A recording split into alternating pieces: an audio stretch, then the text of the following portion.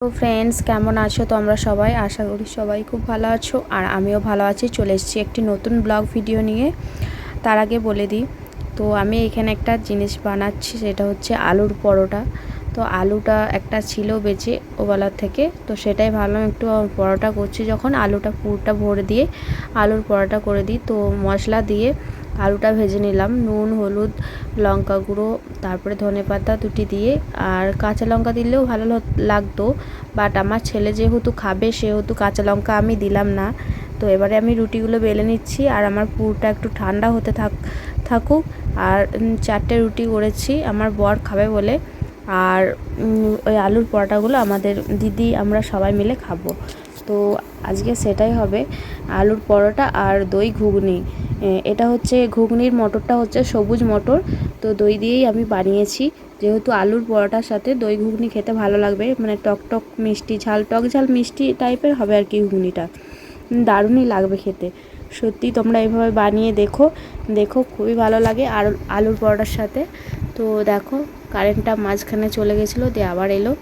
মানে আমাদের এই ঘরের লাইটটা না, লাইন চলে গেল, লাইটটা জ্বলে, তো হালকা আলোটা হয়।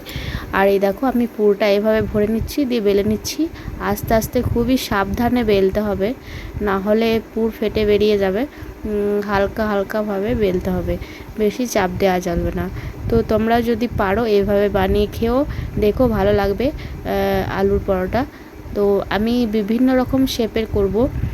এটা ত্রিকোণ আকৃতি করেছি, আর আরেকটা করব, একটা চারকোনা আকৃতি হবে, আর একটা গোল, যেরকম রুটি খাই আমরা। তো এইভাবেই আলুটা খোলটা করে আলুটা দিয়ে পুরটা দিয়ে মুড়ে দিলাম। তো আলুর পরোটাতে আলুই দেয়, তো আমি একটু ধনেপাতা ছিল বলে একটু দিয়ে দিলাম।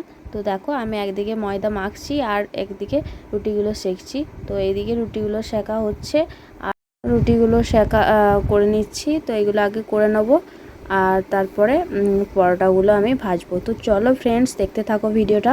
যারা যারা আমার চ্যানেলে নতুন আছো তারা আমার চ্যানেলটি অবশ্যই সাবস্ক্রাইব করে দিও, প্রতিদিন যাতে ভিডিও পাও তোমরা, ঠিক আছে?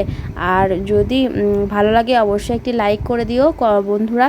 প্লিজ কমেন্ট করে জানিও যে আজকে কেমন লাগছে তোমাদের এই আলুর পরোটার সাথে দই ঘুগনি, সবুজ মটরের দই ঘুগনি।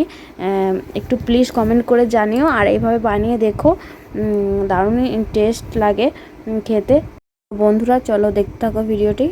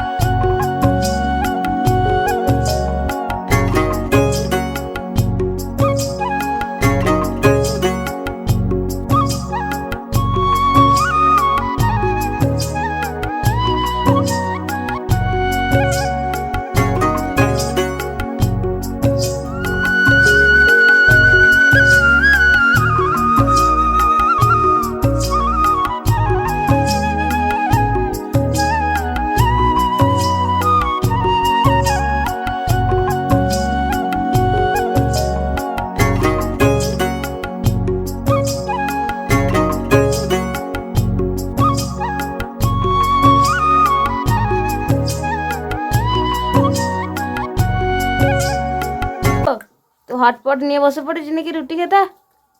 হ্যাঁ, এই গেল বাবা, বিশাল রুটি খাচ্ছি রে। তো এবার ঢাকনা নিয়ে কি করছিস রে তুই বেটা? তুই কি খাচ্ছিস? কি রুটি? ঠান্ডা গরম হয়ে যাবে, ঠান্ডা হয়ে যাবে এদিকে।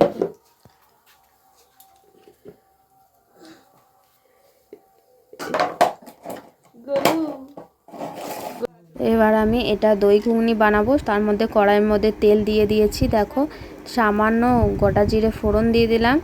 এরপরে দিয়ে দেবো তেজপাতা, আর গোটা গরম মশলা থাকলে গোটা গরম মশলাও দিতে পারো তোমরা। আমার হাতের কাছে যেহেতু নেই আমি সেহেতু দিলাম না, তো তোমরা দিতেই পারো। তো এইভাবে দেখো আমি আদাটা গ্রেট করে দিয়ে দিয়েছি, আর টমেটো দিয়ে দিয়েছি তোমার 4টে, মানে দুটো বড় বড় মাঝারি সাইজের টমেটো 4 খাদি করে দিয়ে দিয়েছি। তো এটাই টমেটোটা ভালো করে ভাজবো যাতে কালারটা খুব সুন্দর আসে ঘুগনিতে। টমেটো দেখবে তেলের উপর ভাজলে খুব সুন্দর কালার আসে। একটু সামান্য নুন দিয়ে দেবে, দেখবে টপ করেই ম্যাশ হয়ে যাবে, টমেটোটা সেদ্ধ হয়ে যাবে। তো চলো আমি এটা টমেটোটা মিক্সচার করতে থাকি, ভিডিওটা তোমরা দেখতে থাকো। আর ঘুগনি রেসিপি তোমরা কে কে এইভাবে করেছো একটু জানিও কমেন্ট করে। যারা যারা দেখবে এই ভিডিওটা তারা প্লিজ অবশ্যই কমেন্ট করো, কারণ আমি জানতে পারবো যে কারা কারা আমার ভিডিও দেখছো, কেমন কি ভালো লাগছে নাকি। তো দেখো আমি নুনটা দিয়ে দিলাম।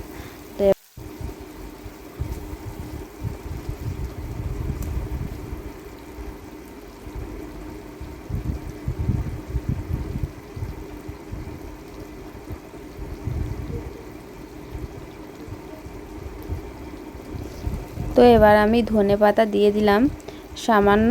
তো যেহেতু দিদি ধনেপাতা লাস্টে ছড়ানো দেয়া পছন্দ করে না, ধনেপাতার গন্ধটা, তো আমি ভেজে নেবো একটু ধনেপাতাটা যাতে গন্ধটা স্মেলটা একটু কম হয়।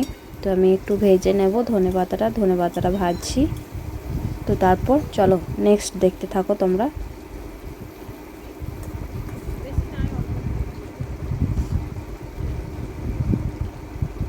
দেখো আমি এটা ফেটিয়ে টক দইটা ফেটিয়ে দিয়ে দিয়েছি। এটা মিষ্টি দই নয়, টক দই, আমুলের টক দই। তো আমার বর যেহেতু খায় সেহেতু একটু ছিল, সেটাই আমি একটু দিয়ে দিয়েছি ফেটিয়ে। তো এটা একটু জল দিয়ে দিয়েছি, তারপর টক দইটা দিয়েছি যাতে না ছিটে যায়। আর হলুদ গুঁড়ো দিয়ে দিচ্ছি, জিরে গুঁড়ো দিয়ে দিচ্ছি, ধনে গুঁড়ো দিয়ে দিচ্ছি। আর লঙ্কার গুঁড়ো আমি ব্যবহার করব না এই রান্নাটা কাঁচা লঙ্কা দিয়েই আমি করব, কারণ কাঁচা লঙ্কার টেস্টটা এটাতে বেশি ভালো লাগবে। লঙ্কা গুঁড়ো টেস্টটা ভালো লাগবে, কিন্তু যেহেতু আমার বর লঙ্কা গুঁড়োটা খায় না তাই আমি এটা স্কিপ করে গেলাম। তো দেখো বন্ধুরা, যারা কাঁচা লঙ্কা রান্না খাও তারা এই রান্নাটা অবশ্যই করে বানিয়ে খেতে পারো, খুবই টেস্টি হয় আর খেয়েও উপকার। তো এইভাবে আমি বেশ কত নাড়াচাড়া করে জিনিসটা মেল্ট করে নেব।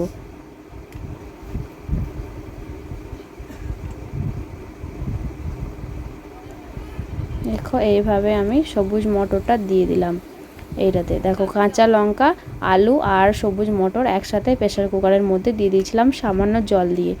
আর এবারে আমি এটা একটু ভালো করে কষতে থাকবো মশলাটার সাথে।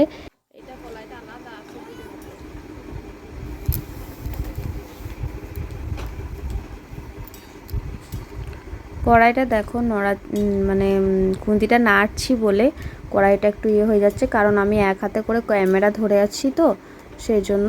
আর দেখো গ্যাসের পাশটাই ওপর থেকে নুন রেখেছিলাম, তো নুনটা পড়ে গেছে, এটা পরে পরিষ্কার করে নেবো। মানে তাড়াহুড়ো করে কাজ করতে গেলে এরকমই হয়, মানে কাজটা বেড়ে যায় অথচ কমে না, এরকমই হয়, প্রত্যেকটা মানুষেরই হয়। আর আমার বলে নয়, যারা মেয়েরা রান্না করে তাদেরই হয় যে একটু তাড়াহুড়ো করে কোনো কাজ করতে গেলে একটু গন্ডগোল হয়ে যায়। তো দেখো আমি একদম পুরো আলুটার সাথে ঘুগনিটা ম্যাট খাইয়ে নিয়েছি, কলাইটা আলু কলাই সমস্ত কিছু একদম ম্যাট খাইয়ে নিয়েছি। এবারে আমি জলটা দিয়ে দেবো, জলটা দিয়ে একটু ফুটতে থাকবে। তো দেখো একটু জল দিয়েছি, জলটা দিয়ে একটু ফুটছে, আরও একটু জল দিয়ে দিলাম, যেহেতু অল্প একটু জলেতে কুলোবে না সেজন্য আরও একটু জল দিয়ে দিলাম। তো এটা একটু কাঁচা লঙ্কাগুলো একটু মেরে দেবো যাতে ঝালটা ঘুগনির মধ্যে হয়। আর একটা কুকারের মধ্যে জানো তো কাঁচা লঙ্কা মানে দিয়ে দিলে না, সেই কাঁচা লঙ্কা সেদ্ধ কাঁচা লঙ্কাটার টেস্টই আলাদা, এত সুন্দর একটা স্মেল হয়, গন্ধ বেরোয়, মানে খুব ভালো লাগে আমার সেটা। তো দেখো ঘুগনিটা ফুটতে থাকছে। বন্ধুরা আজকের ব্লগ এই পর্যন্তই ছিল।